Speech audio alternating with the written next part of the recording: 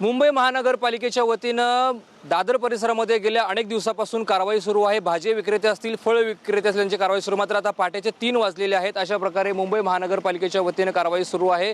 मुंबई महानगरपालिका ही पोलिसांच्या उपस्थितीमध्ये ही कारवाई करते। या ठिकाणी जर तुम्ही पाहत असाल की अनेक जे भाजी विक्रेते आहेत त्यांच्या या ठिकाणी भाज्या लागलेल्या आहेत। प्राथमिक तर त्यांना फुटवरती बसून धंदा करण्यासाठी सांगितलं असलं तरी देखील अशा प्रकारे कारवाई सुरू आहे। काही या ठिकाणी भाजी विक्रेते त्यांच्याशी आपण बातचीत करणार आहोत।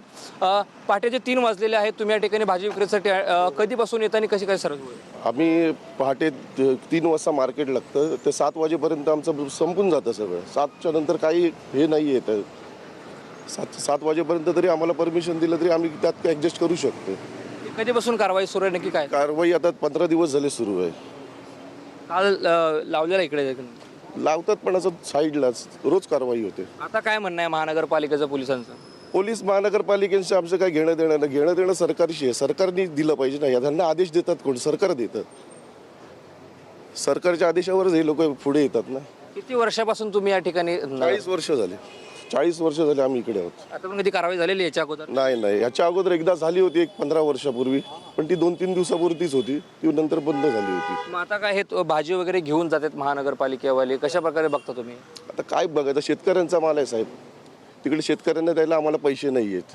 आमचा एक कोथिंबीर धनिया येते इकडे, शेतकऱ्यांना द्यायला पैसे नाही आहेत। शेतकरी याच्यात बेजार झालेला आहे। मग नाशिक मार्केटमधून पण शेतकऱ्यांचा माल रिटर्न चालला आहे। आता काय करायचं शेतकऱ्यांनी? तुम्ही याबद्दल भाजी मार्केटचे जे काय तुमचे अध्यक्ष असतील, तुमच्या संस्थेत तुम्ही त्यांची सरकार काय बोलणार आहे का, किंवा याच्याला काय तोडगा काढायची तुमची काय मागणी आहे का? आता आम्ही अधिवेशनात पण उचललं होतं।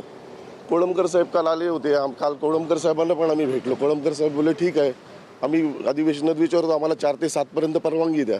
7 वाजेपर्यंत तर कोण पब्लिक येत नाही रोडला, 7च्या नंतरच येतं।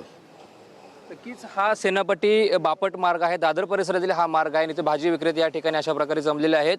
कमीत कमी 7 वाजेपर्यंत तरी आम्हाला या ठिकाणी हा व्यवसाय करण्याची परवानगी द्यावी, कारण तोपर्यंत कोणी गर्दी नसते, लोक नसतात, त्यामुळे 7 पर्यंत तरी परवानगी द्यावी अशी विनंती, अशी मागणी जी आहे फळ विक्रेत्यांनी, भाजी विक्रेत्यांनी केली आहे। त्यामुळे आता सरकार याकडे कसं लक्ष देईल हे पाहणं महत्त्वाचं असणार आहे।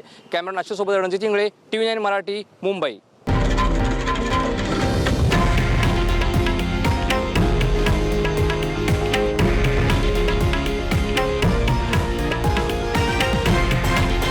हे आहे देशातील नंबर 1 न्यूज नेटवर्क आणि आपण पाहत आहात TV9 मराठी, एकमेव।